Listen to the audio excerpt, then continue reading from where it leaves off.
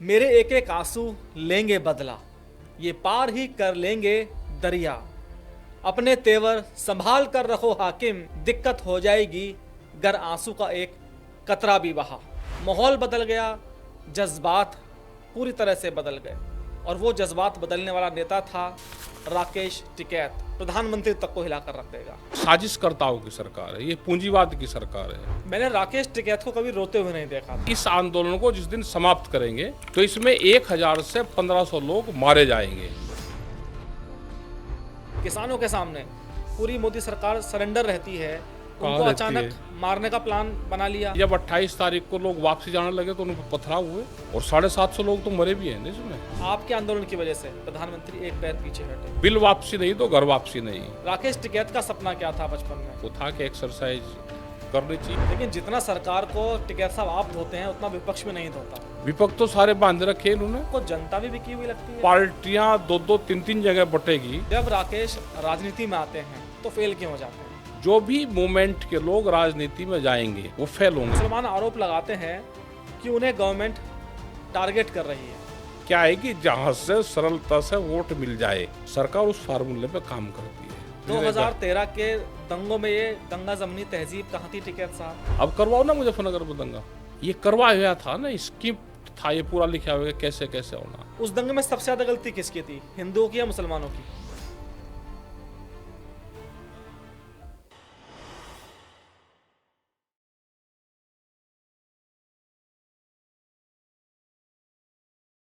मेरे एक एक आंसू लेंगे बदला, ये पार ही कर लेंगे दरिया।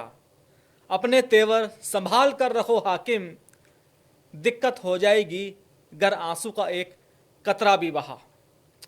दोस्तों, मुझे याद है आज से 4 साल पहले 28 जनवरी की वो रात जब एक किसान नेता सड़क पर भूखा प्यासा आंदोलन की अलख जगाए हुए बैठा था।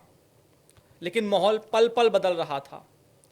सड़कें किसानों से खाली हो रही थी और टेंट सड़कों से उखड़ने लगे थे। ऐसा लग रहा था कि जो किसान आंदोलन है उसकी पिच पूरी तरह से उखड़ जाएगी। लेकिन तभी कपकपाती ठंड में किसान नेता की आंखों से आंसू निकले और रूंधे हुए गले से एक अपील निकली किसान भाइयों के लिए। और उसके बाद किसी फिल्म की तरह क्लाइमैक्स पूरी तरह से 360 डिग्री घूम गया। जैसे भारत पाकिस्तान के मैच का रुख बदलता है, वैसे ही आंदोलन का रुख भी पूरी तरह से बदल गया।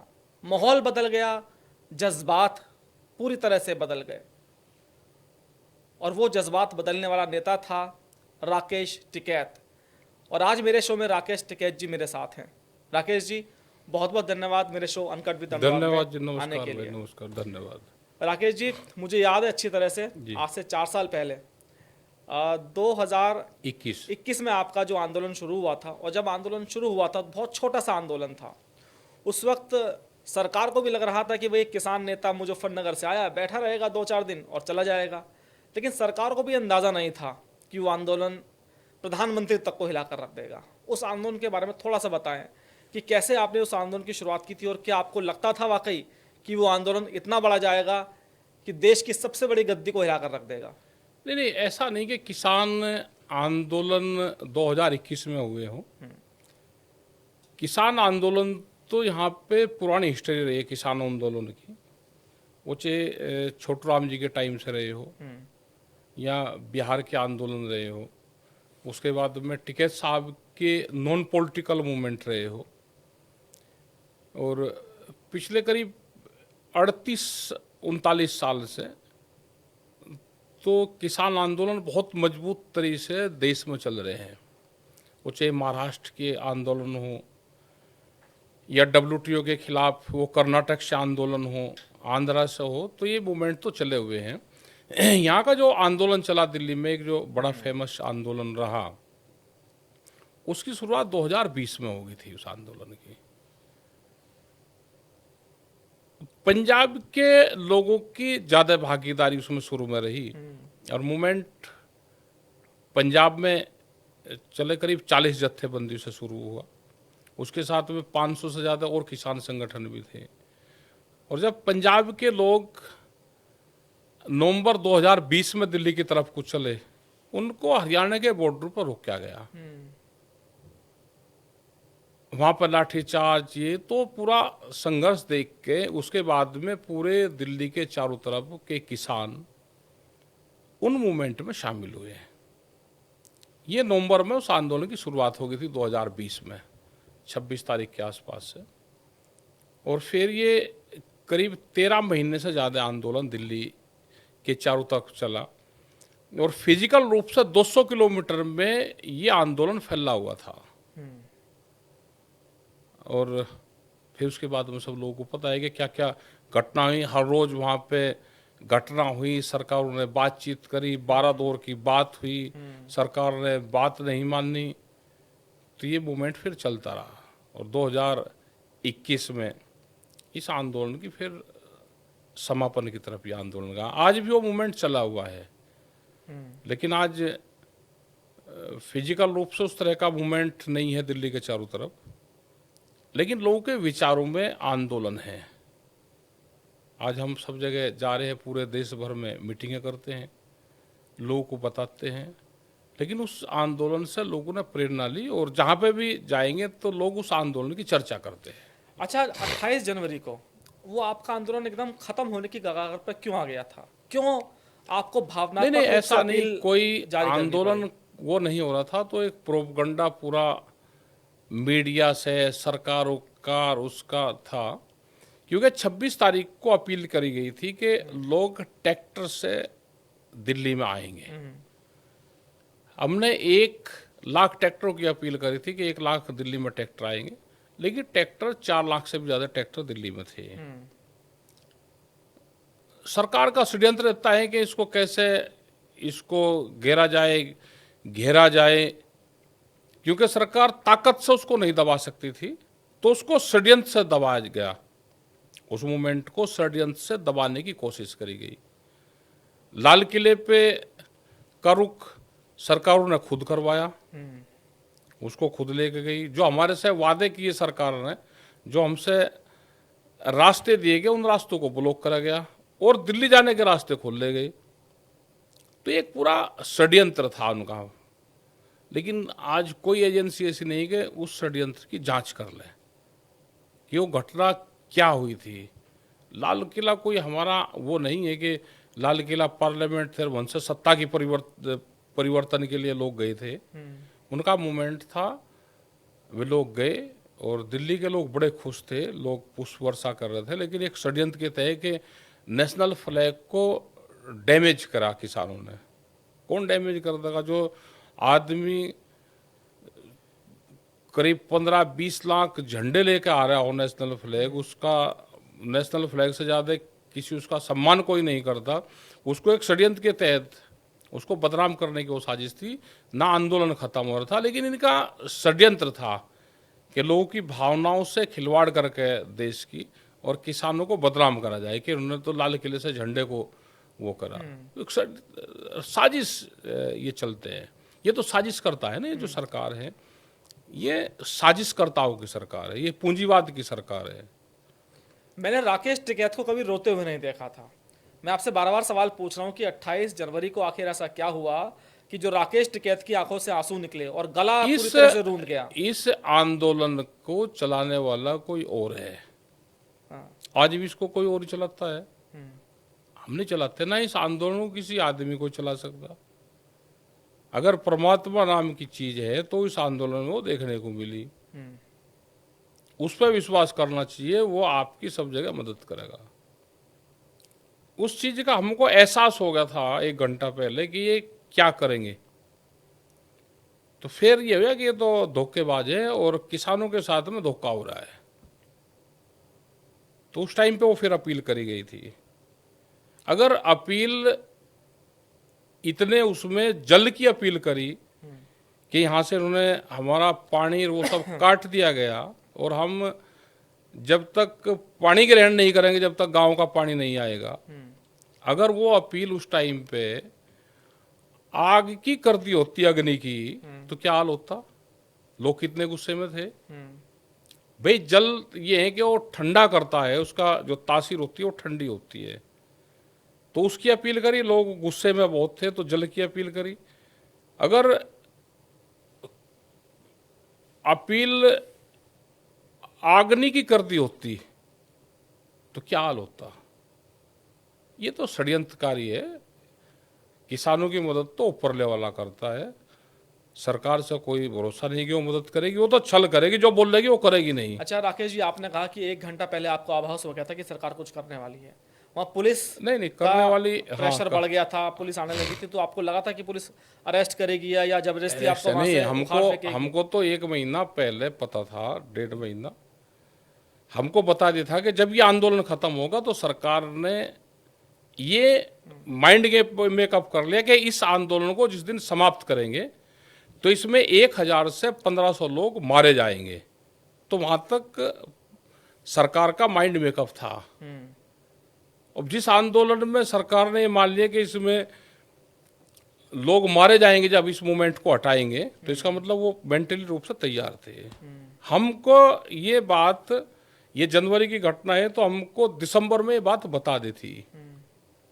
हमारे भी लोग हैं वहां पे, हमारे भी अधिकारी हैं। नहीं, कैसे मारती किसानों को सरकार? किसानों को मतलब मारती ये है, था कि आपस में आपकी लड़ाई होती? हटा इसको अगर मूवमेंट को बलपूर्वक हटाना पड़ा तो ये था कि इसमें 1000 से 1500 लोग मारे जाएंगे, मारे जा सकते हैं।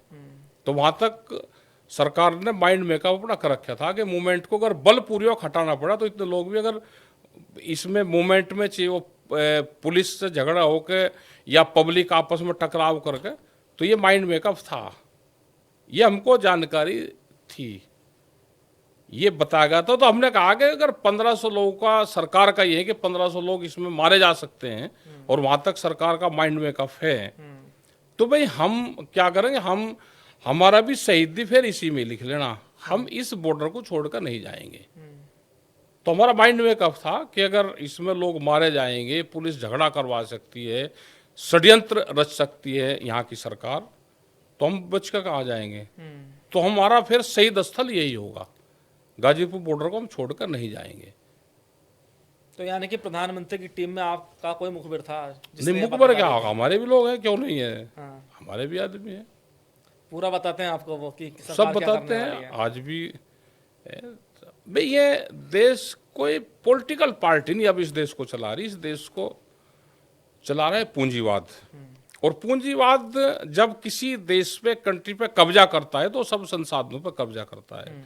वो सबसे पहले लीगल उससे चाहेगा कि मैं लीगल रूप से कैसे एक देश पे कब्जा करूं, वो सब संसाधनों पे, पॉलिटिकल पार्टी पे कब्जा करेगा। आज ये जो पॉलिटिकल पार्टी है, ये कोई उस विचारधारा की पार्टी की सरकार है जिस विचारधारा से तैयार हुई थी, उनकी विचारधारा तो अब है नहीं। अब तो यहाँ पूंजीवाद का बोलबाला है कि देश को डराओ, देश के अधिकारियों को डराओ। आज बोलने को कोई तैयार नहीं है, लेकिन छुप छुप कर सब बात करते हैं, जो आग आएगा वो मारा जाएगा। अच्छा ठीक है साहब, ये बताइए, आपको लगता नहीं कि आपको हो सकता है मिसगाइड किया गया हो? क्योंकि जिन किसानों के सामने पूरी मोदी सरकार सरेंडर रहती है, उनको अचानक मारने का प्लान बना लिया। मारने का नहीं कहा कि मारने का प्लान बना लिया। ये था कि इस मूवमेंट को हटाएंगे तो झगड़ा होगा और इतने लोग इसमें मारे जा सकते हैं। ये नहीं कहा कि सरकार मारेगी उनको। वो भाई जब 28 तारीख को लोग वापसी जाने लगे तो उन पर पथराव हुए और 750 लोग तो मरे भी हैं ना इसमें, 750 लोग तो शहीद हुए भी है ना। तो ये तो उनको भी पता था भाई 750 लोग तो शहीद हुए, लेकिन भारत सरकार ने एक बार नहीं कहा कि लोग शहीद हुए यहाँ पे या लोग यहाँ पे मरे, तो मरे भी है ना लोग। अच्छा, पहली बार देश के प्रधानमंत्री को मैंने देखा कि उन्होंने अपना कोई फैसला वापस लिया। जो कृषि बिल था उसको प्रधानमंत्री ने वापस लिया, जो कोई नहीं सोचता था कि भाई जो प्रधानमंत्री कड़े फैसले लेता है और अपने फैसले वापस नहीं लेता, लेकिन आपके आंदोलन की वजह से प्रधानमंत्री एक पैर पीछे हटे। इस पर आपकी कोई प्रतिक्रिया? और ये क्या किसान वापसी जा रहे थे, ये किसान जो सिख समाज है खास करके, वो गुरुद्वारा में अरदास करके आया था और उन्होंने कहा कि जब तक ये नहीं मानेंगे तो हम वापसी नहीं होंगे। और ये एक नारा भी लगा था कि बिल वापसी नहीं तो घर वापसी नहीं। तो बहुत लोग थे कि जो घर वापसी नहीं जाते, ये सरकारों को पता था कि जब तक ये बिल कानून वापसी नहीं होंगे, काले कानून, ये किसान घर वापसी करेगा ही नहीं। तो ये उनको पता था। हमारी एलआई इंटेलिजेंस मजबूत, हमारा तंत्र है जो खुफिया तंत्र है, तो उनकी ये रिपोर्टें थी, तो उसी के आधार पे ये कानून वापसी हुए। अच्छा, मैंने राकेश टिकैत को पहले भी देखा। राकेश टिकैत के सर पर उस वक्त पगड़ी नहीं होती थी, जहाँ तक मुझे ध्यान है। लेकिन जैसे जैसे आपके आंदोलन को पंजाब का साथ मिलने लगा, सिखों का साथ मिलने लगा, तो क्या राकेश टिकैत ने अपना लुक भी बदल दिया, बिल्कुल पंजाबी लुक में आ गए आप? हाँ, तो पंजाब कोई खराब चीज़ है? भाई पंजाबी तो ठीक है। इससे ये होता है कि हम जिस स्टेट में जाते हैं तो वहाँ पे उनकी अलग अपनी पगड़ी है, अलग उनकी पहचान है, तो हर जगह चेंज करनी पड़ती थी। तो अब चेंज करने की जरूरत नहीं। कोई कुछ देगा तो हमको शायद हो सकता है कि उससे एतराज हो, ना पहनेंगे तो वे नाराज होंगे, पहनेंगे तो और लोग नाराज होंगे। तो हमने अपना एक ही कलर रखा और एक ही तरह का अपना डिजाइन रखा। अब हम हिमाचल में जाएंगे तो उनकी कैप ओढ़ने की जरूरत नहीं। हम कहीं दूसरी जगह जाएंगे, कर्नाटक में जाएंगे, साउथ में जाएंगे, तो उनका अलग वो है। हरियाणा की पगड़ी अलग है, पंजाब की अलग है। तो हमने अपनी ये कर ली। और पगड़ी हमारे पूर्वज पहनते थे। एक अभियान भी हम चला रहे हैं अभी गाँव में। पगड़ी और जो टोपी है, जो व्हाइट कलर की टोपी अपनी गाँव में चलती थी, पगड़ी थी, तो उसको धीरे धीरे बढ़ावा उसको दे। तो क्या पश्चिमी उत्तर प्रदेश के किसानों ने साथ छोड़ दिया है राकेश टिकैत का, जो नहीं, उनको किसने कहा? पगड़ी पहनने की जरूरत पड़ी पंजाब के किसानों को नहीं नहीं, आकर्षित पगड़ी करने नहीं, के लिए? पगड़ी तो हमारे लोग पहनते थे पहले। जो हमारे बुजुर्ग थे वो सब पहनते थे लेकिन पगड़ी। पश्चिमी उत्तर प्रदेश की पगड़ी अलग होती थी और नहीं, ये अलग ही पगड़ी तो, अलग है। अलग ही तो है ना। यहाँ की जो अपनी वाइट कलर की उसकी है वो है, राजस्थान की अलग है, हरियाणा की, हरियाणा और पश्चिम में एक तरह की पहनते थे। महाराष्ट्र में वही सफ़ेद कैप है जो हमारे यहाँ पश्चिम में है। टोपी हरियाणा में नहीं चलती, हरियाणा में पगड़ी चलती है। तो सबकी अलग अलग वो है। तो कॉन्सेप्ट ये होता था कि जब हम पहले खेत में काम करते थे, अनाज के ऊपर काम करते थे, हमारे जो बाबा थे वे थे, तो वे कहते थे सर ढक के अनाज में काम करो, गेहूँ में उसमें, तो सर ढकवाते थे, तो अनाज का सम्मान करते थे। क्या उनका कॉन्सेप्ट रहा होगा, सब लोग पहले पगड़ी पहनते थे। तो एक अभियान ये रहे कि अपनी जो वेशभूषा है सर ढकने की, उसको रखना चाहिए हमको। अच्छा राकेश जी, मैं थोड़ा सा आपके बचपन में जाना चाहूँगा। हाँ जी। देखिए, जब बच्चा कोई पढ़ता है तो उसके माँ बाप का भी सपना होता है कि हमारा बच्चा बड़ा होके अफसर बने, डॉक्टर बने। राकेश टिकैत का सपना क्या था बचपन में? क्या किसान नेता बनना? मिलिट्री में जाने का, अच्छा। कमांडो की ट्रेनिंग करने का। तो भाई मिलिट्री में तो गए ही नहीं, हाँ। ना हुई कमांडो की ट्रेनिंग, लेकिन दिल्ली पुलिस में गए फिर हम, तो वहाँ पर ट्रेनिंग करी। एक्सरसाइज का वो था कि एक्सरसाइज करनी चाहिए और हर बच्चे को एक्सरसाइज करनी चाहिए, उसकी ट्रेनिंग जरूर होनी चाहिए। जैसे इजराइल में है उसकी है, तो 1 साल की कंपलसरी, जिसने जन्म ले लिया तो उसको ट्रेनिंग जरूर करवा दो। आप अपने जो संगठन के लोग उनको एक्सरसाइज वगैरह कराते हैं आप? करते रहते हैं, आजकल तो बहुत मूवमेंट पे रहते हैं। हमारा नशे के प्रति ज़्यादा चलता है कि नशा छोड़ने का जो अभियान है वो जरूर चलना चाहिए, नशा छोड़ दे। लेकिन लोगों का पता नहीं, भाई लोगों ने हमको भी एक शराब की बोतल गिफ्ट दे दी, बताया कि जी घर जाकर देखना। देखेगा वो शराब की बोतल है बहुत बड़ी, 2 गिलास हैं उसमें। अब हमने 1-2 को बताया भाई इसका क्या करें, कह ले जी हमको दे दो। मगर देनी तो या किसी को है नहीं, हम छोड़ने की बात करें, आप इसको देने की बात करें, लेकिन समझ में नहीं आ रहा कि उसका करे क्या। वह रखी है, अभी उसको संग्रहालय में रखेंगे और हम उसको जरूर लिखेंगे कि जो नशा छोड़ने की बात करते हैं उसको भी गिफ्ट शराब की बोतल किसने दी। ना हम उसका नाम बताएंगे किसने दी, लेकिन बड़ी मेहरबानी करके भाई ये काम ना करो। हम किसी को दे नहीं सकते उसको, लेकिन उसको जो संग्रहालय बन रहा है उसमें जरूर रखेंगे और उसमें लिखेंगे, उसमें लिखेंगे जरूर। उसको एक आदमी नशे से छोड़ दे, नशा छोड़ दे, तो ये हमारा अभियान रहेगा। आप उत्तर प्रदेश से नशा क्यों नहीं छुड़वाते? यहाँ की सरकार तो... नहीं, हम नशा छोड़ने की तो बात करते हैं ना, जैसे गुटखा है ये है, तो हमारा अभियान ये चलता रहता है और बहुत लोग छोड़ते भी हैं इसको।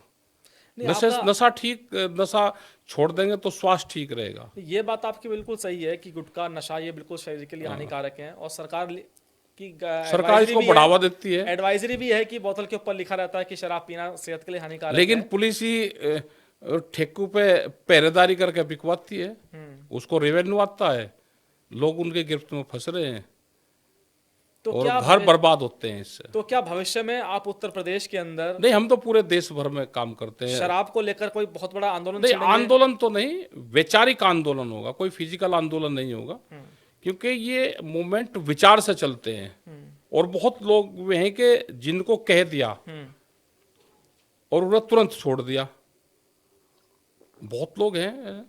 अब जैसे गुजरात में और बिहार में शराबबंदी है, क्या उत्तर प्रदेश में शराबबंदी नहीं होनी चाहिए? शराबबंदी का हम उस कॉन्सेप्ट पे नहीं जाते कि हम मूवमेंट चलाएंगे शराबबंदी, वो तो व्यक्ति को अपने आप छोड़ना पड़ेगा। सरकार के प्रेशर में और उसमें एक हम अलग से मूवमेंट खड़ा करें, वो नहीं। अपना घर का खर्चा देख लो कि उससे कितना नुकसान हो रहा, भाई रोज का जोड़ो और फिर साल भर का जोड़ो, और फिर बता दो कि अगर सारे परिवार के लोग नशा करेंगे तो कितना खर्चा उस पर होगा, वो हिसाब लगा लो एक साल का। अच्छा राकेश जी, आपने कहा कि भाई आप बचपन में आपका जो सपना था वो आर्मी में भर्ती होने का था। जहाँ तक आर्मी के बारे में हम और आप अच्छी तरह से जानते हैं कि जो बॉर्डर्स की सुरक्षा का जो जिम्मा है आर्मी के ऊपर होता है, लेकिन राकेश टिकैत तो देश के बॉर्डर को डिस्टर्ब करता है, वहाँ जाम लगा देता है। नहीं, कौन करता है डिस्टर्ब? बॉर्डर के डिस्टर्ब कौन करता है? आपने दिल्ली और यूपी बॉर्डर को ही आपने एक तरह से तो ये कोई इंटरनेशनल बॉर्डर थोड़ा है, हमने कोई डिस्टर्ब नहीं करा। डिस्टर्ब तो सरकार करती है, किसान कभी कोई रास्ते जाम नहीं करता। जब वो जाता है तो अब जैसे हरियाणा में रोक रखा है रास्ता, वहाँ के किसान ने थोड़ा रोक रखा, या दिल्ली में रोका तो किसने रोका? हमने थोड़ा रोका। हम तो दिल्ली जाना चाहते तो सरकार ने रोका। आज भी अगर कहेंगे तो दिल्ली के बॉर्डर को रोक देती है सरकारें, तो सरकार रोकती है, किसान कभी रास्ते बंद नहीं करता। अच्छा राकेश जी, जब आप आंदोलन करते हैं तो देखिए यह बात तो बिल्कुल सही है कि किसानों के फायदे की आप लोग बात करते हैं, लेकिन उससे जो आम जनता का जनजीवन है पूरी तरह से रुक जाता है। जब दिल्ली यूपी बॉर्डर पर आप बैठे तो क्या आपको लोगों की समस्या के बारे में बिल्कुल ध्यान नहीं था कि लोग कितने परेशान हो रहे नहीं, हैं? तो हमारे उससे लोग थोड़ा परेशान हुए हैं, वो तो भारत सरकार के उससे परेशान हुए। सरकार थोड़ी बैठी थी धरना अरे प्रदर्शन करने। अच्छा, हम अगर अंदर जाना चाह तो हमको रास्ता दे दो भाई। मतलब ये तो एक ये होगा कि किसान को बदनाम करो, आम लोगों की सहमति लो कि भाई सहानुभूति ले लिया आपने। भाई किसान क्यों बैठा है वहां पे? अब किसान की जमीन अधिग्रहण हो रही है। हमको एक बात बताओ, 2013 से सर्किल रेट नहीं बढ़े और इन्होंने कहा कि सर्किल रेट का 4 गुना देंगे हम, और 2013 से आप उसके रेट बढ़ाओगे नहीं, तो क्या 2013 के रेट पर लोगे? अगर हम आवाज उठावेंगे तो हम खराब आदमी हैं। क्या आप यहाँ पर नौकरी करते हो, तनख्वाह भत्ता भी नहीं बढ़े किसी आदमी के? क्या 2013 के जो सैलरी है उसी पे आप काम कर लोगे? लेकिन किसान की जमीन फ्री में चाहिए। आप हाईवे बना रहे हो, उसमें लोहा, गिट्टी, स्टील, मोरम, मिट्टी, लेबर, इंजीनियर सब आपको बाजार भाव पर चाहिए। किसान की जमीन सस्ती चाहिए। ये गणित हमारे समझ में नहीं है। आप पढ़े लिखे आदमी हो भाई, जरा कोई इसका सवाल जवाब हमको आप दे दो कि एक प्रोजेक्ट को बनाने के लिए सब चीज बाजार से आवे, करीब 200 आइटम उसमें लगेंगे, सब बाजार भाव पाएंगे। किसान की जमीन सस्ती लेनी है, ये हमारा एक क्वेश्चन है। आप किसी से पूछ कर इसका हमको जवाब दे देना। हमारी जमीन भी बाजार भाव पर ले लो। किसान क्यों आंदोलन करेगा? फसलों के दाम हमको भी दे दो। क्या बिहार के किसान का 8 रुपए किलो चावल बिकता है? क्या यहाँ पे 8 रुपए किलो मिलता है? वो बाजार भाव पे मिलता है ना। बिहार क्यों बर्बाद हुआ सारा? क्यों बिहार के लोग आपके चैनल में यहाँ पे दिल्ली में काम करते हैं? ये सारे किसान हैं वहाँ के। वहाँ पे मंडियाँ 2006 के बाद में बंद कर दी गई, जो बाजार समिति बोलते हैं। मंडिया किसान का प्लेटफार्म है एक। वहाँ पे बड़े बड़े व्यापारी किसान की फसलें खरीदते हैं, ट्रकों में लोड करते हैं और महंगे दाम पे बेचते हैं उसको। तो बिहार के आदमी या तो मजदूर बनेगा, या उसने पढ़ लिख के कि एजुकेट हो जाऊंगा और मुझे भाई नौकरी मिल जाएगी, मैं IAS PCS ये बनूंगा, बिहार के लोगों ने बिहार को छोड़ दिया। जहां तक बिहार की बात है राकेश जी, जी। तो जितने आईएएस आईपीएस या जुडिशरी में लोग हैं वो बिहार से सबसे ज्यादा हैं। क्यों है?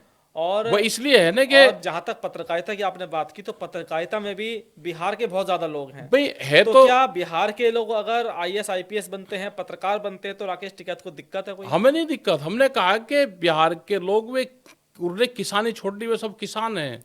बिहार के लोग दो ही तरह जा रहे हैं, या तो वे पढ़ाई में जा रहे हैं क्योंकि खेती में आम पैसा है नहीं, अब खेती उनकी बर्बाद होगी, तो उन्होंने कहा कि या तो भाई पढ़ लिख लो या फिर मजदूरी करो।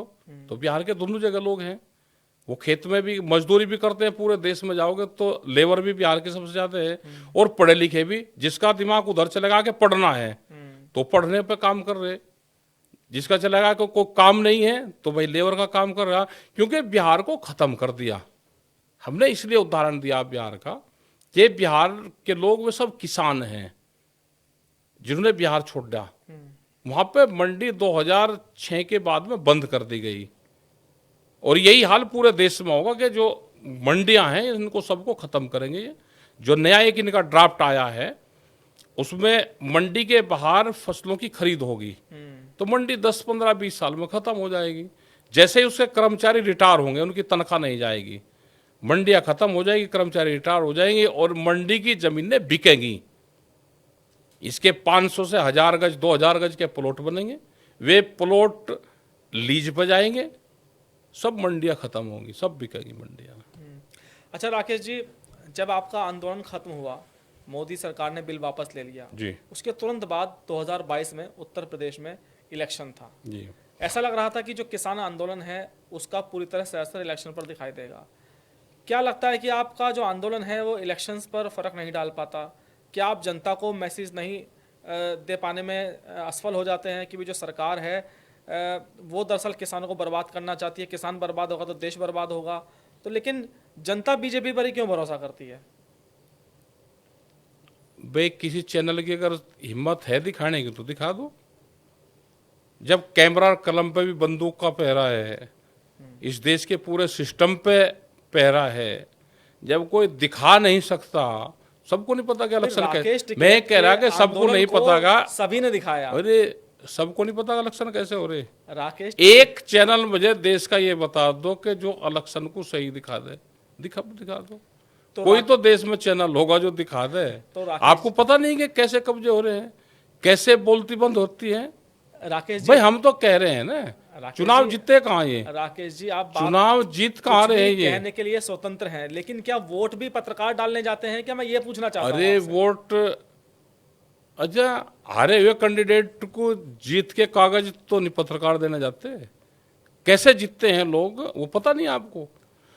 अगर 5 कैंडिडेट ने वो भरे हैं पर्चे, चाहे वो जिला पंचायत के हो या किसी भी उसके हो, आदमी 2 कैंडिडेट 2 जीतते हैं, लेकिन जिला पंचायत अध्यक्ष उन्हीं का बनेगा। मैं 2022 इलेक्शन की बात कर रहा हूँ। चलो मैं सारे बता रहा हूँ, मैं आपकी बात बड़ी कर रहा हूँ। आप बिजनौर में कैसे चुनाव जीतते लोग? मैं आपकी बात बड़ी कर रहा हूँ। मैं कह रहा कि हारे हुए कैंडिडेट को जीत के कागज नहीं दिए। मैं आपकी बात बड़ी कर रहा हूँ। चलो 2-4 सीटों पर ऐसा हो सकता है, हालांकि संभव नहीं है, लेकिन इतने एक 1 DM 1 सीट, हाँ, इस फार्मूले का पता है? मुझे नहीं पता। बताइए। 1 DM 1 सीट का फार्मूला इनका था। हारी हुई सीट जीत की देनी है 1 DM को। अब बताओगा कौन? भाई जाकर आप सर्वे कर लो रे। उनको वोट नहीं डालने देते, जाने नहीं देते, वोट कैसे प्रभावित होगी। लेकिन ये काम हमारा नहीं, हमको चुनाव नहीं लड़ रहे, हमारा चुनाव का एजेंडा ही नहीं है। हमारा एजेंडा तो किसान का है। हमारे संघर्ष तो जो भी पार्टियां किसान, गांव, गरीब, आदिवासी के खिलाफ काम करेगी, हमारा मूवमेंट उसके खिलाफ है। छत्तीसगढ़ में हमारा मूवमेंट 3 साल कांग्रेस के खिलाफ चला, वहां के मुख्यमंत्री के खिलाफ चला। हसदेव के जो जंगल काटते जा रहे थे तो 3 साल तक जब कांग्रेस की सरकार थी हमारे मूवमेंट चले, हमने नहीं काटने दिया। और हमारे मूवमेंट से करीब 17 सीटों का फायदा बीजेपी को हुआ, क्योंकि कांग्रेस के खिलाफ आंदोलन था। तो वहां के लोग ये कहेंगे जी हमने बीजेपी की मदद करी, हमने मूवमेंट था हमारे, लेकिन आदिवासी मुख्यमंत्री बना छत्तीसगढ़ में और सबसे पहले 15 दिन बाद में जंगल काटने शुरू कर दिए। तो हमारा मूवमेंट जो है, हमारा जो आंदोलन है, अगर किसी के खिलाफ जाजती हो रही है, हमें किसी पार्टी पॉलिटिक्स उससे कोई लेना देना नहीं है। ना अभी टाइम वो है कि हम किसी को इलेक्शन लड़ाने की जिताने की बात करते हैं, वो तो देश में है ही नहीं है। अब जो विपक्ष हैं, जब वही अपनी लड़ाई नहीं लड़ रहे तो हम क्या कर लें? तो हम तो इस चीज़ से दूर हैं, ना इस देश में अभी कुछ होना। लेकिन जितना सरकार को टिकैत साहब आप धोते हैं उतना विपक्ष में नहीं धोता। और विपक्ष कैसे धोगा भाई? विपक्ष तो सारे बांध रखे इन्होंने। तो इसीलिए तो कहते हैं कि आप विपक्ष के साथ खड़े नहीं, हैं। हम कहाँ खड़े हो रहे? हम तो उनके खिलाफ भी, हम तो भाई, हमारा पॉलिटिकल सिस्टम से हमारा कोई संबंध नहीं है, चाहे वो अच्छा, कोई पार्टी हो। टिकैत साहब, आप कहते हैं कि 1 DM 1 सीट उत्तर प्रदेश में ये फॉर्मूला लागू था, लेकिन मैं आपसे पूछना चाहूंगा कि जब कर्नाटक में कांग्रेस की सरकार आती है, तेलंगाना में मान लीजिए कांग्रेस की सरकार आती है, या हिमाचल में कांग्रेस की सरकार आती है, तो वहां पर DM 1 सीट 1 DM का फॉर्मूला बीजेपी का क्यों फेल हो जाता है?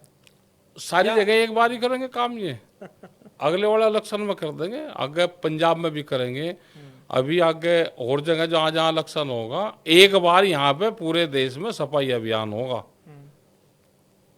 ठीक है? और ये पूरे देश पर करेंगे एक बार को कब्जा। अच्छा, ये खबरें मिलती कहाँ से टिकैत साहब आपको? अरे खबरें मिल जावे, हमारे भी खबर ही हैं। इनकी जो प्लान है हमको भी तो पता रहता है, क्योंकि देश में अब ना तो है इलेक्शन और ना है सरकार। अगर सरकार बीजेपी की भी होती यहाँ पे तो भी बहुत काम हो जाते।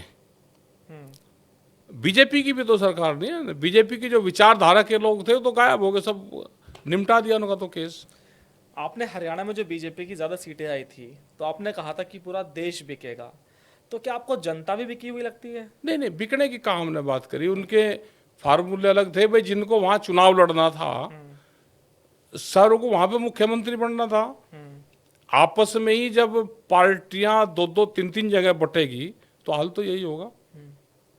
अच्छा, जब अपने आप को मुख्यमंत्री डिक्लेयर कोई आदमी कर लेगा और दूसरों को नहीं पूछेगा तो हालात तो यही होंगे।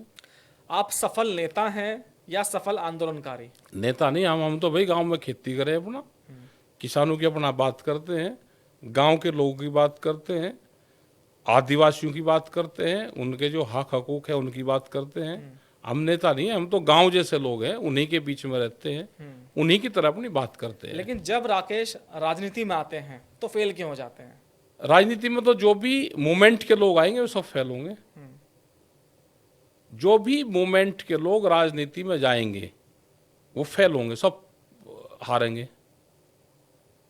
आप लोग जो मूवमेंट के लोग हैं, वो जो भी राजनीति करेगा, पूरे देश में माहौल बनाते हैं। आपके एक कहने पर हजारों लाखों किसान एक मंच पर आ जाते हैं। हाँ, लेकिन जब वोट देने की बारी आती है, वोट में फेल होंगे ना सब। इसका क्या फॉर्मूला? इसका फार्मूला ये है कि हम नेता तो बड़े हो गए, पूरे देश के नेता हैं, और चुनाव लड़ना है हमको पर्टिकुलर एक क्षेत्र से, वहां पर टाइम नहीं देते, क्योंकि हम जाएंगे पूरे देश में, बड़े नेता हैं तो पूरे देश में कर्नाटक भी जाएंगे, उड़ीसा भी जाएंगे, और जहां से चुनाव लड़ रहे हैं, जहां से वोट मिलेगी, वहां पर हम टाइम नहीं देते। अगर किसी को इलेक्शन जीतना है तो उसका फार्मूला ये है कि 5 साल उस क्षेत्र से बाहर ना निकले, घर घर जाए, अपनी बात रखें, तो चुनाव जीत जाएगा। लेकिन नेता हम बड़े बनेंगे और जब चुनाव लड़ेंगे फिर जनता को कहेंगे कि जी हमको वोट नहीं दी। भाई जनता के बीच में गए कहाँ? तो जितने भी बड़े नेता होते हैं ये या तो पार्टी बेस पर चुनाव जीतते हैं या कोई इंडिविजुअल अपने वहां पे वो वहां का ही नेता होता है, उसी के काम करो तो जनता आपको वोट दे देगी। अच्छा ठीक है साहब, एक सवाल मेरा मुसलमानों को लेकर है। मुसलमान आरोप लगाते हैं कि उन्हें गवर्नमेंट टारगेट कर रही है। क्या आपको लगता है कि वाकई मुसलमानों को टारगेट किया जा रहा है? आपको नहीं पता क्या? मैं आपसे पूछना नहीं, चाहता हूं। आपको नहीं पता क्या? मेरी कोई नहीं सुनेगा साहब, आपकी सुनेंगे। देखो, जहां से वोट क्या है कि जहां से सरलता से वोट मिल जाए, सरकार उस फार्मूले पे काम करती है। ये तो उनका फार्मूला है, इसको टच करेंगे तो उनकी वोट बढ़ेगी। कुछ लोग हैं जो मुस्लिम लीडर हैं, वे भारत सरकार की मदद करते हैं, नेता वे उनके हैं। वे कुछ बोल लेंगे, जितना तेज वे बोल लेंगे उतना ही ये दूसरे वाले पक्ष इकट्ठा हो जाएगा, इनकी मदद हो जाएगी। वो काम उनके लिए करेंगे, भेष में उन्हीं के रहेंगे, भेष में वे उनके ही रहेंगे। पब्लिक को दिखेगा ये हमारे हैं, लेकिन वो उनके हैं नहीं, जो वे हैं वो है नहीं। मतलब आपका कहने का मतलब ये है कि देश में जितने भी मुस्लिम नेता जितने हैं, नहीं, कुछ लोग, मतलब मोस्टली जो मुस्लिम नेता हैं, जो कुछ उनके लोग रहनुमा बनते हैं, बनते हैं, वे उन्होंने अपने- सुपारी ले रखी है अपनी ही नहीं कौम नहीं, की। सुपारी नहीं कहते, वे मदद भारत सरकार की करते हैं, उनके पैरोल पे है वे। तो सरकार की मदद तो करनी भी हाँ। चाहिए, हमारे देश का, हम इस देश भाई, के नागरिक हैं। और अपने सरकार का मतलब है सरकार की नहीं, एक पार्टी की। हाँ। वे अपने लोगों के पक्ष में बोल लेंगे तो दूसरा वाला इकट्ठा हो जाएगा। तो जो गंगा जमनी तहजीब है देश से खत्म हो चुकी है। धीरे धीरे धीरे धीरे 2013 के दंगों में ये गंगा जमनी तहजीब कहाँ थी टिकैत साहब? भाई ये तो करवाया हुआ दंगा था ना। अब फिर ज्ञान प्राप्त हो गया सबको, जिस दिन ने दंगा करा। अब करवाओ ना मुजफ्फरनगर में दंगा, ये करवाया हुआ था ना, स्क्रिप्ट था ये पूरा लिखा हुआ कैसे कैसे होना। भाई आप माहौल बना दोगे, एक दूसरे के खिलाफ माहौल बना दोगे, जनता को लड़वाने का काम करोगे। अभी भी तो यही हो रहा। तो क्या जो मुजफ्फरनगर के लोग हैं उस दंगे के दंश को भूल चुके हैं कैद साहब? ना उनके याद है, अब कोई दंगा नहीं करेगा, क्योंकि सब न झेल रहा वो दंगा। उस दंगे में सबसे ज्यादा गलती किसकी थी, हिंदुओं की या मुसलमानों की? सरकारों की थी गलती, जिन्होंने वो लड़ाया। किसी एक की गलती नहीं थी, एक दूसरे के खिलाफ माहौल बना हुआ था पूरा, एक दूसरे के खिलाफ माहौल था तो दोनों लड़ गए। तो उस वक्त की सरकार ने दंगा कराया था? नहीं, समाजवादी सरकार पार्टी का ने तो दंगा नहीं कराया था? कह सकते कि सरकार ने दंगा कराया। सरकार का भी कोई था, वो तो जनता में ही माहौल था पूरा, एक दूसरे के खिलाफ बोलना शुरू हो गया था, जनता में ही माहौल था उस टाइम पे। मेरा सीधा सा सवाल है कि सबसे ज्यादा गलती हिंदुओं की थी नहीं, मुसलमानों की? क्यों इस दंगे किसी की में? गलती करो, झगड़े में क्या पता किसी की गलती किस करे। झगड़ा तो भाई झगड़ा ही है, दोनों तरफ से ही हो, एक तरफ से होता ही नहीं। आप मुसलमानों का पक्ष क्यों लेते हैं वैसे? नहीं, क्यों ना ले हम किसी का पक्ष? मैं वही पूछना नहीं, चाहता नहीं, हूं, क्यों क्यों ना लेते ले हम, जो इंसाफ होंगे। हमने तो उस टाइम पे भी दोनों की मदद करी। एक पक्ष नीचे बैठा रहता था, एक पक्ष ऊपर बैठा रहता था। हम उनके भी कागज बनाते थे, उनके भी बनाते थे। एक को दूसरे दरवाजे से निकाल दिया, मिलने का भी नहीं दिया आपस में, फिर उनके समझौते करवाए। हमने दोनों की मदद करी। जब उनको फाइनेंशियली सरकार की मदद हुई तो दोनों लोगों के हमने कागज बनवाए, दोनों को मदद करी, उनकी ऑफिसर बैठाकर दोनों की मदद करी उनकी।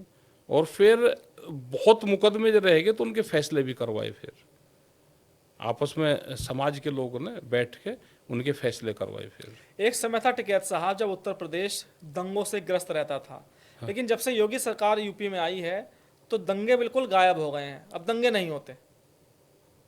इस पर कोई कमेंट आपका?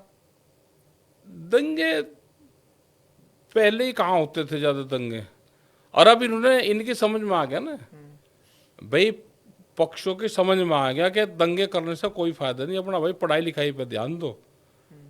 क्योंकि ये कुछ कहेंगे तो टंडा ही नहीं क्या बजेगा, तो ये अपना चुप रहेगा, अपना काम कर रहे हैं। दंगे खूब होते थे टिकैत साहब, चाहे गाजियाबाद कॉलोनी की बात करें, सहारनपुर की बात करो, मुजफ्फरनगर दंगा, बरेली दंगा, मुरादाबाद में हुए थे दंगे, तो बहुत होते चलो थे उस वक्त। अगर दंगे शांत हो गए तो ठीक बात है तो ना। योगी सरकार को क्रेडिट देंगे इसके लिए आप? शांत हो गए तो ठीक बात है।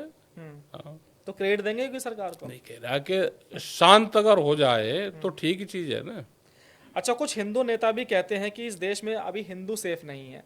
अब ये कौन सी नई बात है कि हिंदू सेफ नहीं है? और आने वाला भाई जो ये तो क्वेश्चन जब वहां से नागपुर से क्वेश्चन आवेंगे, आपकी मजबूरी है पूछना। और आने वाले जो समय है उसमें और ज्यादा हालात खराब होंगे। एक भाई, तरफ मुसलमान कहते ये- हैं कि हमें ये टारगेट तो किया जा रहा है, ऐसा है दूसरी ना, तरफ जो हिंदू भी- मुद्दे हैं मुद्दों से सब लोग हट रहे, और देश में हिंदू मुस्लिम करके नफरत की राजनीति फैलाई जा रही। देश की जनता को समझना चाहिए कि एजुकेशन पे अपना ध्यान दे, अपने बच्चों को पढ़ाने लिखाने पे ध्यान दे। और अगर लड़ाई भिड़ाई करनी है तो जो नेता बोल रहे हैं कोई भी, तो वो आगे रहना चाहिए, उनके बच्चे आगे रहना चाहिए। हमारे बच्चे आगे रहेंगे, किसी के बच्चे को बहला फुसका के उसको हाथ में झंडा देके और उसको आप आज्ञा करोगे और अपने बच्चे को आप पढ़ाने बाहर भेजोगे, उनको भेजो ना, फ्रंट लाइन पे उनको रखो। पहले राजा महाराजा थे तो खुद आगे लड़ाई में रहते थे, ये लड़ाई में रहते नहीं और दूसरों को लड़ाई में रखते हैं। इनसे बच कर रहना चाहिए। ये जो कह रहे हैं वो है नहीं, ये देश के संसाधनों पे कब्जा करने का एक सरल रास्ता है कि जनता को जातिवाद में, धर्मवाद में, भाषावाद में उसमें उलझा दो। जनता वहां पर लगी रहे, आप इनकी प्रॉपर्टी को, जमीन जायदाद संसाधन उस पर कब्जा कर लो। होना तो ये चाहिए ना कि अब ये कहते हैं कि वन नेशन वन इलेक्शन की बात करते हैं, वन नेशन वन हेल्थ की बात करो ना, वन नेशन वन एजुकेशन की बात करो, आप करो ना, वन सेलिब्रेशन करो। आप पढ़ाई का कोर्स एक रहेगा, आप जितने मदरसे चल रहे, जितने आप स्कूल चल रहे हैं, इनको सबको अधिग्रहण करो, उस पर पढ़ाई एक तरह की पढ़ाई करो, उसमें सर करो। भाई मदरसे क्यों चल रहे, आप उसमें 30% 40% हिंदू के बच्चों को करो, जितनी जनसंख्या जिसकी है उसमें पढ़ाओ उतनों को, अपने आप ये सिस्टम खत्म हो जाएगा। अगर देश को आगे बढ़ाना है, आपको जनसंख्या पर काम करना चाहिए। आने वाले 50 साल में क्या हाल होगा देश का। अभी टिकैत साहब, योगी जी का एक बयान सुना था विधानसभा में मैंने, जिसमें उन्होंने ये कहा था कि अगर विपक्ष की चले या जो विपक्ष की मंशा है तो वो हिंदुओं के बच्चों को मौलवी बनाना चाहते हैं। कि ये आपने कहा कि ये हिंदुओं के हमारा बच्चों को मदरसे में पढ़ाना चाहिए। मदरसे में नहीं कहा, ये नहीं कहा हमने। आपने आप कहा इसको सुन लो मेरी जैसी बात। आप जिसकी ऐसे केस को ना उलझाओ में, ना हिंदू मुस्लिम के लिए बैठा हुए, ना ये जो आपके पास में क्वेश्चन आ रहे, ना मेरा ये है। नहीं, मेरे पास हम क्वेश्चन नहीं आ रहे भाई, आप पढ़ लिख कर बता रहे, ऐसा नहीं है। मैं ये कहा ना ऐसे उलझाओ कि ये कहूँ मैं फिर उसका फिर जवाब देता फिरूँ ना, मैं इसलिए यहाँ पे बैठा। यहाँ पे हमने ये कहा कि अगर देश में वन इलेक्शन वन नेशन की बात हो रही है तो देश में जितने मदरसे हैं, जितने दूसरी संसाधन हैं, आप सबको उनको इकट्ठा करो, उन पे एक तरह का कोर्स लागू करो उसमें, अगर आपको पढ़ाई पे आगे जाना है। मदरसे में बिल्डिंग है, हमारी देश की बिल्डिंग है। आप एक तरफ कहते हो कि इसमें दूसरी पढ़ाई होती है, आप उसमें पढ़ाओ ना। जब एक तरह का सिलेबस हो जाएगा पूरा तो आप पढ़ाओ, बिल्डिंग है हमारे पास में, आप उसमें बढ़िया कंप्यूटर लगाकर बढ़िया एजुकेशन आप दो। क्यों नहीं करते आप? जनसंख्या पे आप काम करो ना, क्यों नहीं कर रहे आप काम? लेकिन आप जनसंख्या पे काम होगा, आने वाले 50 साल में देश की पॉपुलेशन क्या होगी इसके बारे में पता है, उस पर काम नहीं करेंगे, हिंदू मुस्लिम में उलझाने का काम करेंगे। आप पूरा यहाँ पे कृषि की बात हो रही, हम आपके चैनल पर कृषि गांव गरीब, जो पूरा एजेंडा है पूरा देश का बना हुआ मीडिया का, हिंदू मुस्लिम से अलग कोई एजेंडा है ही नहीं आप लोगों के पास में। टिकैत साहब, मेरा कोई एजेंडा नहीं था। नहीं एजेंडे तो भाई सबके हैं। लेकिन आपने खुद ही कहा, नहीं मैं नहीं कहा मदरसे में हिंदू के बच्चों को भी पढ़ाना चाहिए। आप ही ने आप, कहा, मैं आपकी आप बात को बड़ी ऐसे कर रहा हूं। ना उलझाओ मुझे, ऐसे ना उलझाओ, अच्छा, ना आपने उलझाओ। नहीं कहा। मैं ये कहा कि हिंदू के बच्चे भी वहां पे उन बिल्डिंगों में पढ़े, क्यों नहीं पढ़े? तो क्या वहां के जो मौलवी हैं वो इस बात की इजाजत देंगे? मैं ये कह रहा हूं कि देश सरकार क्या कर रही फिर। नहीं, चलिए, मैं क्या कह रहा कि अगर पूरा वन नेशन और वो है, आप उस पर काम करो ना। आप सारे सब चीजों को अधिग्रहण करो, आप जितने दूसरे स्कूल भी है उनको भी करो। टिकैत साहब, मैं आपको बिल्कुल नहीं उलझा रहा हूँ, मैं आपसे ये कह रहा हूँ। मैं नहीं उलझने का, आप पूछो क्या पूछ रहे हो। मैं आपसे सिर्फ ये पूछना चाहता हूँ बे जोन से, मैं कह रहा हूँ कि जोन से, अरे रुको भाई एक मिनट सुनो आप, जोन से हिंदू की बात करते हैं, उन मदरसों में आप अपने बच्चे भी भेजो ना वहाँ पे। वहाँ पे एक पढ़ाई होगी, भेजो अपने बच्चे भी। क्यों फिर उनके पीछे लग रहे कि मदरसों में इस तरह की एजुकेशन होती है, वहाँ होती है। आप उन पे जो यूपी की गाइडलाइन है, यूपी के कोर्स हैं, आप पढ़ाओ ना उनमें, क्यों उनको तोड़ रहे हो? बिल्डिंग है बड़ी। मैं आपकी इस पहल को अच्छा बता रहा हूँ, लेकिन क्या जो मौलवी होते हैं वो एक्सेप्ट करेंगे इस चीज को? अरे भारत सरकार है, वे सबसे बातचीत करो, बैठा के हम नहीं कहेंगे कि भाई मुसलमानों के हक को मारा जा रहा है, कि एक मदरसा था हमारा, यहाँ भी हिंदू बच्चे आपने भेज दिए। मैं आपसे ये पूछना चाह रहा हूँ भाई, तो सरकार की पॉलिसी होनी चाहिए ना। फिर क्यों कहो उनको, फिर पढ़ा लेने दो उनको। भाई क्यों फिर उनको टारगेट कर रहे हो? उनको क्यों टारगेट कर रहे हो? फिर उनके जो चल रहे अपना चलने दो। और फिर एक तो तरफ तो सरकार ये कहती है, आप लोग ये कहते हैं कि भाई वहां पर मदरसों में वो पढ़ाई हो रही अगर बढ़िया पढ़ाई करनी तो अपने बालक को भेजो वहां पे, बढ़िया पढ़ाई करो वहां पे। तो फिर तो जितने भी हमारे संस्कृत महाविद्यालय हैं सब या में होना स्कूल हैं, चाहिए ना। वहाँ मुसलमानों के बच्चों को पढ़ाना नहीं, क्यों नहीं चाहिए होना चाहिए ताकि वो फिर? हिंदुओं की संस्कृति सीखें। क्यों नहीं होना चाहिए वहां पे? तो इसको लेके कोई पहल आप शुरू करिए। नहीं, हम तो कोई अच्छी नहीं पहल पहल है। कर, हम तो कोई इससे नहीं अच्छी पहल कर गंगा रहे। जमुनी तहजीब कौन सी हो सकती है टिकैत साहब? हम नहीं कोई पहल करते, तो सरकार का काम है। या तो जैसे चल रहा है भाई चल रहे, तो अगर छेड़खानी नहीं कर रहे तो 30% का कोटा तो होता है ना। 30% का कोटा है, कोटा दे दो, 30% ये रहेंगे तो दूसरे वाला कोई एक धार्मिक भावना है कि वो भड़काने का ही नहीं। हाँ, जब एक स्कूल के अंदर हिंदू मुसलमान बैठकर साथ पढ़ सकते हैं तो मदरसे भाई या या तो संस्कृत उनकी महाविद्यालय भी, में क्यों नहीं या पढ़ तो सकते? उनकी भी चल रही है, हाँ। तो उनको चलना कि भाई धार्मिक कोटा इतना होगा। भाई धार्मिक आप किताबें 20% पढ़ा सको और 80% आपको एजुकेटेड किताब पढ़ानी पड़ेगी। अब कानून तो सरकार को बनाना पड़ेगा, सबके लिए लागू होगा, उसको सबको करे। लेकिन सरकारें ना बनाने की, सरकार तो उलझा का काम करेगी। जहाँ से उनको वोट मिल रहा है वो उसी फार्मूले पे काम करेगी।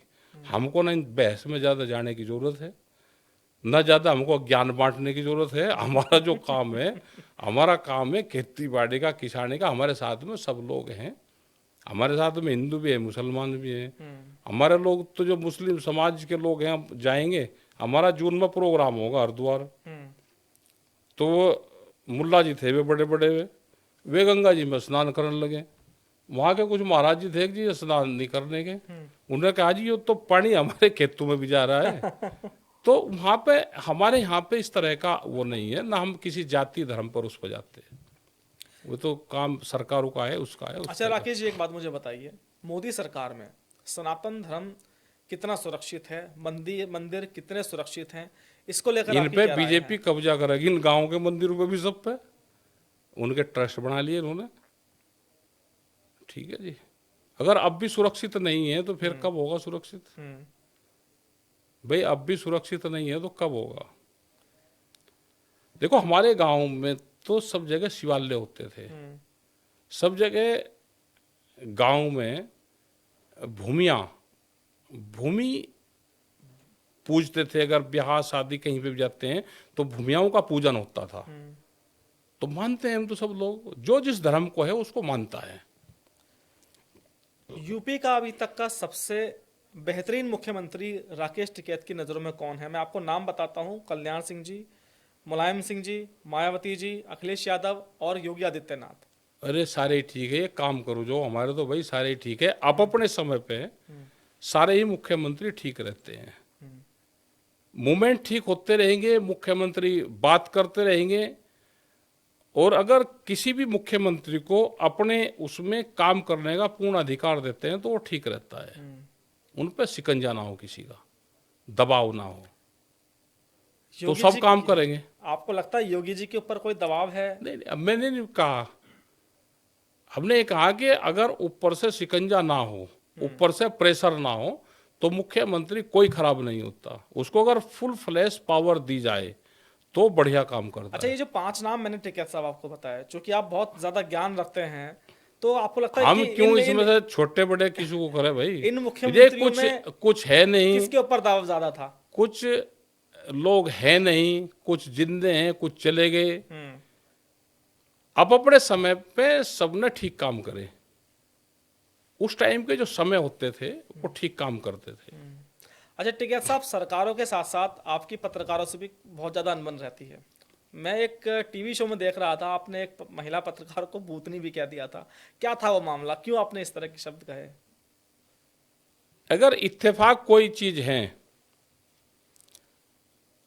तो उसका जवाब दे सके, और जो प्लानिंग के तहत है, जैसे आप है पूरे यहाँ पर आपके क्वेश्चन आ रहे, आप वो पूछ रहे, आप इसको यहाँ रख दो और आप फिर क्वेश्चन करो, फिर फ्लाइट मोड ऐसा पे है, ऐसा मैंने नहीं, फोन ऐसा नहीं। कुछ ऐसे क्वेश्चन लिख के रखे हैं। भाई क्वेश्चन आते रहते हैं, आप वो पूछते रहते हैं। उस टाइम पे नहीं, आप जब देख उनको लीजिए मेरा फोन टिकैत साहब फ्लाइट मोड पे, एक बार देख तो लीजिए आप। मुझे पता मैंने है कुछ भाई, क्वेश्चन लिखे हुए हैं। मैं अच्छा लिखे। हमने ये कहा कि किसी क्वेश्चन का जवाब दे दिया, आप फिर भी चिपट रहे, भाई किसी का जवाब दे दिया या हम नहीं देना चाहते किसी उसका जवाब, आप फिर भी चिपटे, तो उसको उस टाइम पे कहा कि भाई यहाँ, उससे पूछा भाई यहाँ भूतनी है आपने देखी, कह रहे नहीं मैंने तो देखी। मैं कहा यहीं इसी कैंपस में हमारे। अब वो इतनी बात समझ नहीं कि ये इसी को कह रहे हैं। तो ये आप पत्रकार को गोदी पत्रकार भी कहते हैं, नहीं, बिका हुआ है कहते हमने हैं। कभी नहीं कहा, हमने, हमारा सवाल नहीं, हमने कभी पत्रकारों को नहीं कहा। हमने ये कहा कि कैमरा कलम पे बंदूक का पहरा है। एक हमने बार आप कभी महिला पत्रकार से भी काफी भिड़ गए थे और आपने कह दिया था कि मुझे तुमसे बात नहीं करनी। राकेश टिकैत क्या सिर्फ सुनना जानते हैं? नहीं, ऐसा नहीं, हम बोलना सबका जानते जवाब हैं? देते हैं। वो उस टाइम पे कोई वो पत्रकार थी, लेकिन वो जिसको हमने कहा वो नहीं थी। वो फिर बाद में चला कि ये वो नहीं है, वो दूसरी है। तो उसको तो फिर बता दी, ये वो लड़की नहीं थी। आपका एक बयान वायरल हुआ था जिसमें आपने कहा था कि बांग्लादेश और श्रीलंका जैसे हालात इंडिया में हो सकते हैं। बाद में आपने सफाई दी कि उस बयान को गलत तरीके से दिखाया गया था। मोड़ तोड़ के तो क्या था वो बयान? होगा, जो बात खत्म हो गई, अब क्यों खामखा विवादों में पड़े। मोदी सरकार की 5 अच्छी बातें और 5 बुरी अरे बातें। भाई कोई बात अच्छी नहीं है। अच्छी बात तो यह है कि ये पूंजीपतियों के लिए काम कर रही है। जितनी भी पूरी प्लानिंग है तो पूंजीपतियों के लिए काम करती है सरकार। और बुरी बात है कि गांव को और गरीब करना चाहती है। यहाँ पे लेबर, इस देश में लेबर तैयार हो, ये इनकी खराब बात है। अच्छा ठीक है साहब, एक छोटा सा एक रैपिड राउंड लेते हैं। हाँ लो। किसान या नेता? आप? ये हम तो किसान हैं, किसानों की बात करते हैं। ट्रैक्टर पसंद है एसयूवी? है जी। ट्रैक्टर पसंद है या एसयूवी? आंदोलन के लिए ट्रैक्टर है, चलने के लिए गाड़ी चाहिए। धरना या संसद? संसद वाले तो काम नहीं करते हाउस में अपना, लेकिन ये देश आंदोलन से बचेगा। किसानों का असली दुश्मन कौन है? सरकार, पूंजीवाद बाजार और सरकार? या खुद किसान? नहीं, किसान तो कहीं का दुश्मन होगा, लेकिन पूंजीवाद और सरकार दोनों मिली हुई है। असली किसान कौन है, जो खेत में है या धरने पे रहते हैं?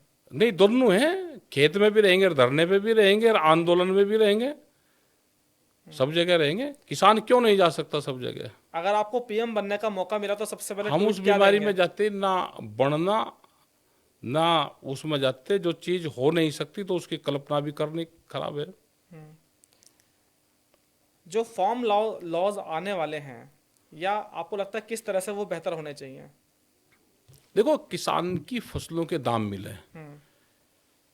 आप जिसके लिए फार्म लॉज लेकर आ रहे हैं उन लोगों से आप बातचीत करो। क्या सरकार बातचीत नहीं करेगी किसान संगठन से? क्या 22 जनवरी 2021 के बाद में बातचीत सरकार से बंद है?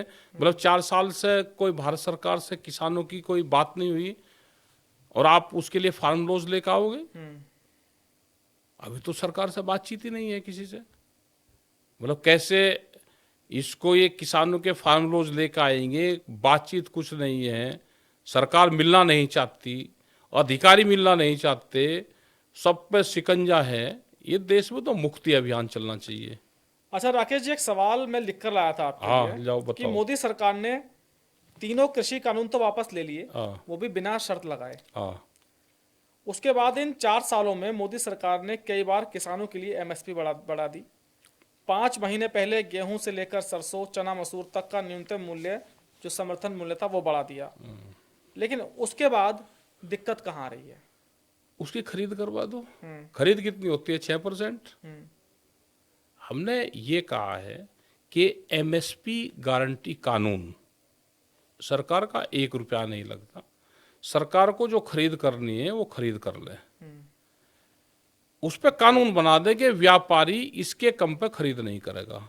इसमें कहाँ दिक्कत है सरकार को? भाई जो सरकार ने भाव बढ़ा दिया, पहले तो उसी का ही पैरामीटर्स जो है वो ठीक नहीं है। स्वामीनाथन कमेटी की रिपोर्ट को इसमें लागू करो। लेकिन जो है, पहले आप एमएसपी गारंटी कानून तो बना दो कि व्यापारी जो हमने रेट निर्धारित कर दिया इसके कम पे खरीद नहीं करेगा, उसमें कहाँ दिक्कत है सरकार को। तो इससे ये लगता है कि ये सरकार ना किसान की है ना मजदूर की है, सरकार बड़े उद्योगपतियों की है। जिस देश में कानून बनने से पहले गोदाम बन जाते हो तो इसका मतलब प्री प्लान है। ये 3 कानून आए थे, ये कानून प्री प्लान थे। अडानी के सेलोज, अडानी के गोदाम, ये सब पहले बनकर तैयार हो गए थे। तो इसका मतलब ये इत्तेफाक नहीं थे कानून, ये कानून बनाए हुए थे, स्क्रिप्ट थे, पूरा लिखा हुआ था पहले। अच्छा, एक चीज़ और, जो दालों का उत्पादन बढ़ाने के लिए किसानों के फायदे के लिए अरहर की जो खरीद सीमा थी वो 3 दिन तक बढ़ा दी है मोदी सरकार ने। इसके अलावा जो गेहूं का न्यूनतम समर्थन मूल्य है वो 150 रुपये बढ़ा दिया है। एमपी सरकार ने 2600 रुपये पर क्विंटल सरकार बोनस दे रही है। गेहूं के सरकारी खरीद पर सेंटर पर किसानों की संख्या तेजी से बढ़ी है। जो खाद्य मंत्रालय का आंकड़ा है 27 फरवरी 2025 तक 9,47,904 गेहूं किसान रजिस्ट्रेशन करा चुके हैं, यानी कि किसान खुश हैं। तो यहाँ आपका बयान। हमें ये कहा कि या तो सरकार ये कहें कि हम जो उत्पादन है हम सारा खरीद लेंगे, या फिर ये कहें कि इसके कम पे खरीद नहीं होगी, जो व्यापारी खरीद करेगा। व्यापारी तो सस्ते में खरीदता है ना। फिर आप इतनी कंडीशन लगा दोगे किसान बेच ही नहीं पाता। जिस किसान के 100 क्विंटल गेहूं है और इसके तहत उसका 60 क्विंटल बिकेगा तो 40 कहाँ बेचेगा वो? 40 तो फिर सस्ते रेट में बेचेगा ना। 8 दिन तक मध्य प्रदेश में मंडी में किसान खड़ा रहता है, उसकी खरीद नहीं होती, वो फिर औने पौने दाम पर बेचता है ना। लेकिन सुनने वाला कौन है?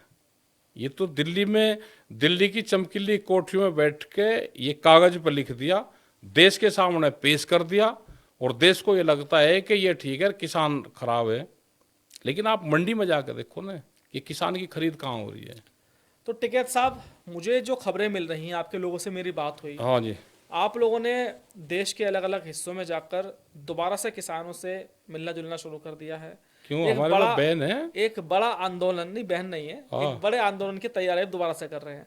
तो उस बड़े आंदोलन का स्वरूप क्या होगा टिकैत अभी साहब? नहीं कोई है कि बड़े आंदोलन का कोई रूपरेखा है, अभी नहीं। हम तो अपनी मीटिंगें कर रहे हैं गाँव में जाके, किसानों के बीच में जाके।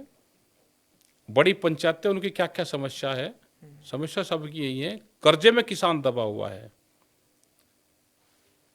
केसीसी की लिमिट बढ़ा दी, फसलों के दाम के सवाल पे कोई बात नहीं हुई, तो किसान ये धीरे धीरे कर्जे में जाएगा, और कर्जे में उसकी फिर जमीनें बिकेगी।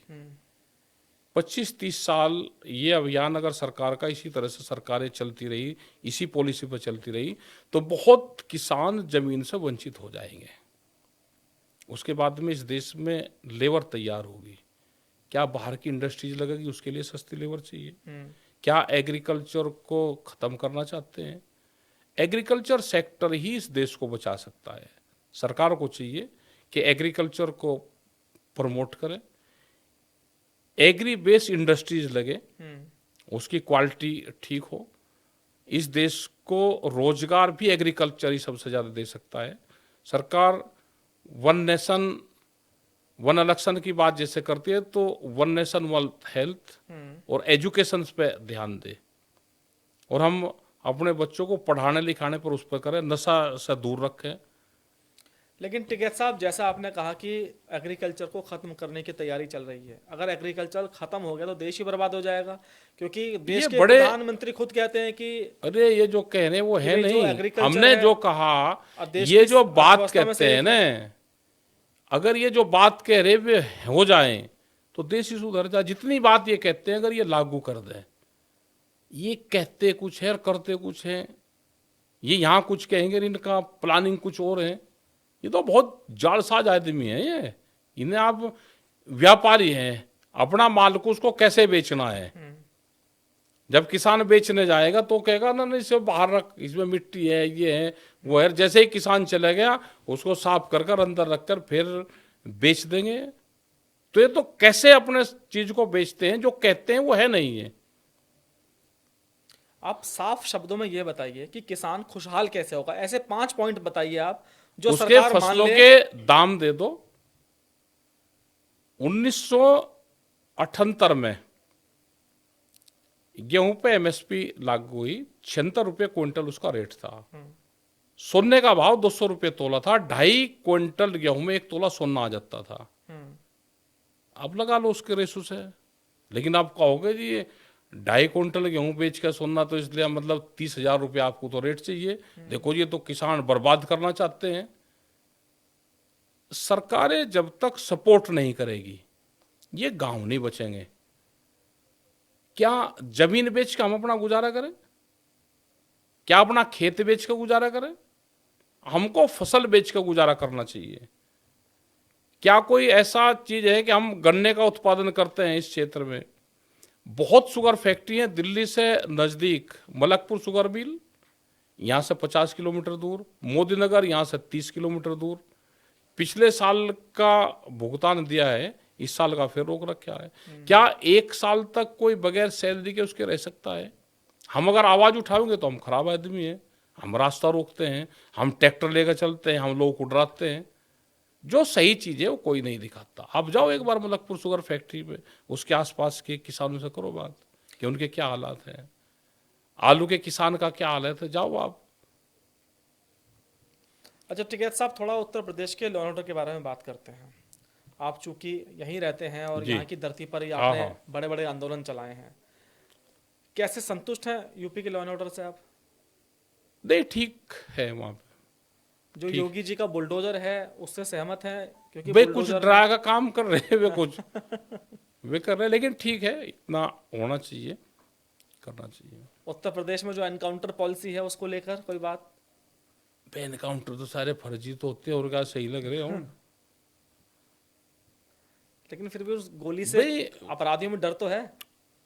चलो डर है तो सुधार करो, डर है पश्चिमी भाई। उत्तर प्रदेश एक दौर में अपराधियों का गढ़ कहा जाता था, बहुत सारे देखो अपराध यहाँ पर सरकारों का होते थे। काम है, अधिकारियों का काम है कि कंट्रोल करना। लेकिन अपराधी ये नहीं कि अपराधी सरकार में शामिल हो गए तो ठीक हो गया। अपराधी अपराधी होता है। महाकुंभ को लेकर आपका क्या कहना है? महाकुंभ तो ठीक रहा, महाकुंभ ठीक रहा। उसका करीब 6,000 करोड़ रुपए के आसपास का बजट था, और मुख्यमंत्री जी वहां जाते रहे तो उसकी अगर निगरानी होती रही तो वो लगा है उसमें। तो योगी जी ने अच्छा काम किया है नहीं महाकुंभ में। ठीक है, महाकुंभ का ठीक रहा। और जो वहाँ पे अधिकारी कर्मचारी वे सब लगे हुए थे, सब ने बड़ा सिंसियर से काम करा। लेकिन हमारा तो सरकार से है, उत्तर प्रदेश सरकार से, जिन कर्मचारियों ने वहाँ पर ड्यूटी दी, चाहिए वो सफाई कर्मचारी हो या पुलिस फोर्स के लोग हैं, उनने तो डबल और 3-3 ड्यूटी दी। 8-8 घंटे की नहीं थी उनकी, 12-12 14-14 घंटे की, बहुत सिंसियर होकर उन्होंने काम करा। उनको कम से कम जिनकी ड्यूटी रही है तो 15 दिन की उनकी छुट्टी जरूर दे दे। कल हमने देखे वहाँ से परसों जब आए तो कैसे पुलिस फोर्स के लोग आ रहे अपने घरों को 500 1000 किलोमीटर दूर से, कपड़े ले रहे, वे ले रहे, 2-2 दिन तो उनको आने में लगेंगे। तो उनके 15 दिन उनको छुट्टी, जिन लोगों ने कर्मचारी ने वहाँ ड्यूटी रही, तो 15 दिन की उनकी छुट्टी मार्च के महीने में वे इसमें कभी भी ले ले, इस साल में 2025 में, तो उनको देनी चाहिए। योगी जी का आपने बयान सुना होगा विधानसभा में कि महाकुंभ को जो जिसने जिस नजर से देखा उसे अरे वो दिखा। चलो तो पॉलिटिक्स के बयान है भाई, उनके भी है, दूसरे वालों के भी है। लेकिन कुंभ का ठीक रहा, और अधिकारी भी बड़े सिंसियर होकर वहाँ पर सब लगे रहे। और सफाई कर्मचारी, पुलिस के जवान थे, वे थे जो वहाँ के ठेकेदार थे। क्योंकि रेत के उसमें 45 किलोमीटर में वो कुंभ बसाया गया, उसमें बहुत सी बाधाएं उसमें आती हैं।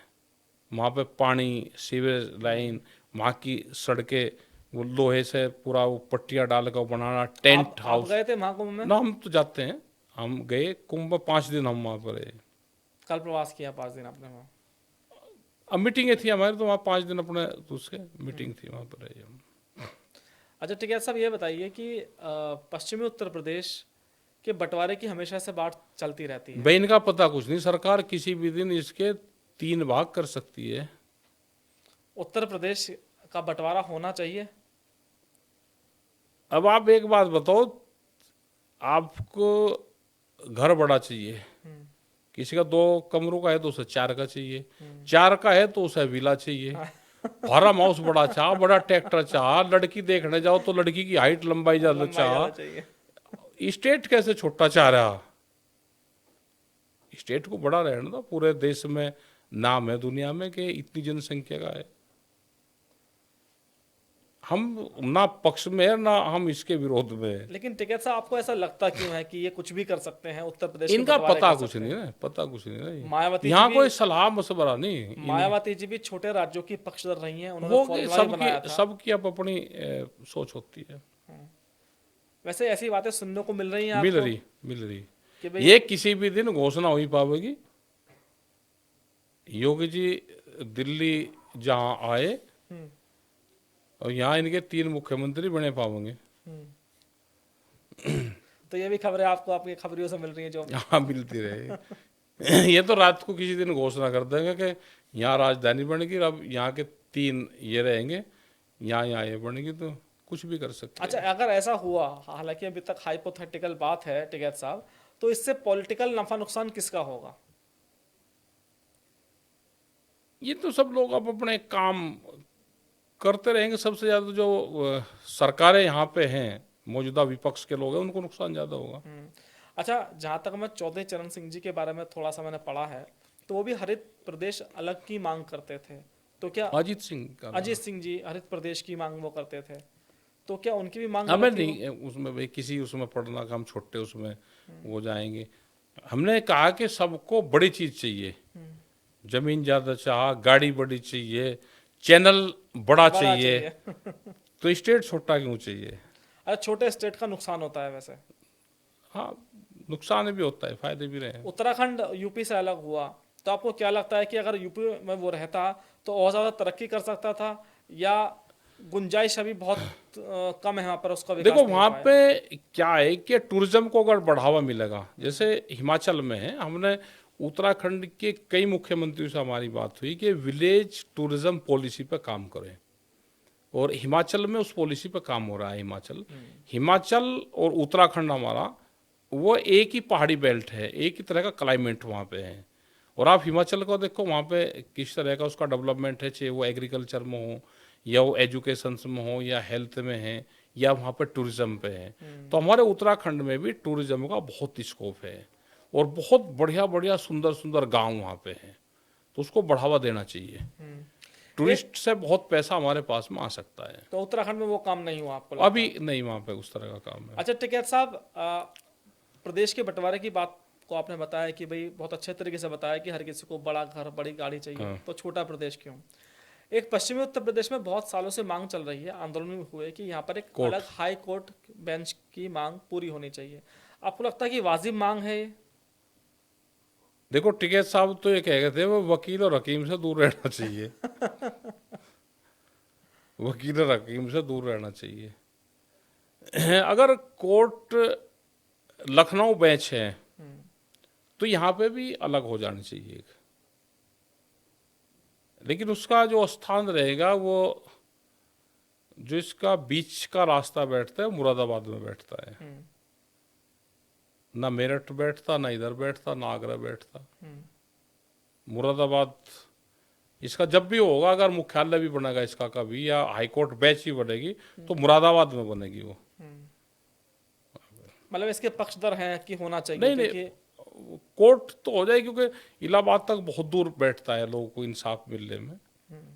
अगर यहाँ पे भाई इसमें भी होगी ना, ये लखनऊ बेंच से एक है, तो यहाँ पे भी हो जाए तो लोगों को इंसाफ मिलता रहे, ठीक। हाँ, वैसे तो सरकार अब गंगा एक्सप्रेस वे भी बना रही है, प्रयागराज आसान हो जाएगा काफी। हाँ, हो जाएगा तो जो जहाँ पे भी है भाई, लड़ाई झगड़े से दूर रहो, कोर्ट की जरूरत ही ना बात पड़े। आपने अच्छी कही कि हकीम और वकील से दूर रहना चाहिए, हाँ, लेकिन फिर भी जरूरत देश तो की है। विडंबना है कि जितनी भीड़ अस्पताल में होती है, उससे हाँ। ज्यादा भीड़ आप कोर्ट किसी में कोर्ट में जाइए। कोर्ट में मैं एक दिन 30,000 कोर्ट गया था किसी से मिलने, और वहां पर बहुत बहुत भीड़ इस है। तरह से भीड़ उमड़ी देखो पड़ी थी कि आपस भाई के सुप्रीम कोर्ट ने भी ये कहा कि फैसले करवाओ, हम फैसलों के पक्षधर हैं, फैसले हो जाने चाहिए। अच्छा टिकैत साहब, एक आखिरी सवाल, होली का त्योहार आने वाला है, हाँ। और फिर हिंदू और मुसलमानों को लेकर बहस चढ़ गई है कि होली के अंदर मुसलमानों की एंट्री नहीं होनी चाहिए। वैसे भी जहाँ तक मुझे लगता है कि मुसलमान होली कम ही खेलते अरे मुसलमान तो अपनी भाई इस देश में जान बचा रहा बरा, वे कहीं कहीं नहीं जा रहे, वे कहीं नहीं जा रहे, उन्हें अपना यहाँ रह लेने दो। मतलब डरे हुए के पीछे ज्यादा नहीं उनको डराना चाहिए। ठीक है, मतलब वे क्या कह रहे हैं वे यहाँ पे, मतलब उनको छेड़खानी करना हर टाइम का यही काम होगा। हिंदू मुस्लिम वे तो चुपचाप बैठे अपने काम कर रहे हैं, अपनी पढ़ाई पर लग गए। वे जज बनेंगे, अधिकारी बनेंगे, अपनी पढ़ाई पर लग गए, अपने काम धंधे कर रहे हैं, उनके बगैर ना काम चले। अपने मिस्त्री का काम कर रहे, सारा काम कर रहे वे, आप लगे रहो हिंदू मुस्लिम और झंडा ठाऊ रखो। अपने बालकों को रोजगार देना चाहिए, पढ़ाई करनी चाहिए, अपने काम धंधों पर लगाना चाहिए। इसमें क्या रहे राग में हिंदू मुस्लिम रोज की रोज का यही राइट होगी, इससे लोग नफरत करने लगे इन सवालों से। टिकैत साहब, आपकी बात सही है कि हिंदू मुस्लिम नहीं होना हमारा चाहिए, ये सब्जेक्ट नहीं है, हम इसमें नहीं क्या होना तो हम चाहिए, जवाब दें लेकिन क्या। आप देखिए कि कभी लव जिहाद आता है, कभी थूक जिहाद आता है, कभी मसाज में लोग थूक डालकर मसाज करते अरे हैं। कहीं कुछ ना हो रहे, सब बनाए हुए हैं, कहीं कुछ ना हो रहे, सब सोशल मीडिया की कहानी है सब ये। उसमें लगता रहे। तो चलिए टिकैत साहब, बहुत बहुत धन्यवाद धन्यवाद मेरे शो साहब, में आने के धन्यवाद लिए। धन्यवाद तो ये राकेश टिकैत थे जिन्होंने बहुत ही बेबाकी से अपनी बात रखी, और उनका कहना है कि जो देश की मोदी सरकार है या जितने भी जो भाजपा शासित राज्य हैं वो किसानों को बर्बाद करने पर लगे हैं। और बहुत सारी चीज़ें उन्होंने बताई कि किसान अगर देश का खुशहाल रहेगा तो देश खुशहाल रहेगा। और मैं उम्मीद करता हूं कि राकेश टिकैत जी की जो किसानों के हित में लेकर बातें होती हैं वो कम से कम सरकार सुने। धन्यवाद टिकैत साहब। धन्यवाद साहब, धन्यवाद धन्यवाद।